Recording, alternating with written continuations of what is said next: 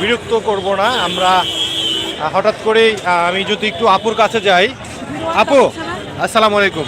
হঠাৎ করে মিজান ভাই একটু অসুস্থ হয়ে গেছে, তার ব্যাপারে যদি একটু বলতেন।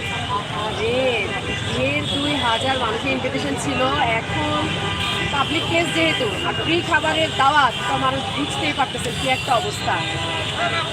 ভাইয়া তো সেই এক সপ্তাহ ধরে দৌড়াদৌড়ি, মানে আমরা এই তিনটা মানুষ যেভাবে পারছি, যে সকাল থেকে শুরু করে, আর আমরা তো চলে গেছি, কিন্তু ভাইয়া তো রাত পর্যন্ত এই কাজগুলো সব কিছু গুছায় উঠছে। এবং আজকে মানে দিন থেকেও না, মনে হয় রাতে কোনো ঘুমায়ও না। রাত 3টা থেকে গরু জমি কার্যক্রম চলতেছে। কাটিং থেকে শুরু করে, বা আগের দিন রাতে তো অনেক প্রিপারেশন থাকে, খাবার দাবার অনেক কিছু, মশলা টশলা সব কিছু। তো ভাইয়া তো এই স্ট্যান্ড বাই, বসা নাই তো, একবারও বসা নাই। আমরা তো রেস্টে ছিলাম, কিন্তু ভাই তো রেস্ট নেই। না, একদমই রেস্টে নেই। আর উনি না থাকলে কাজগুলো হয় না। দেখা যায় যে হেড, তাকে তো স্ট্যান্ড বাই থাকতে, অবশ্যই অবশ্যই। না হলে বিশৃঙ্খল হয়ে যায়। মানে উনি আসলে এমন একটা মানুষ, উনি এই সমস্ত কাজের জন্য উনি হচ্ছে বেস্ট, বেস্ট, আসলে বেস্ট। সবাইকে হার মানিয়ে দিয়েছে, মানে উনি বেস্ট।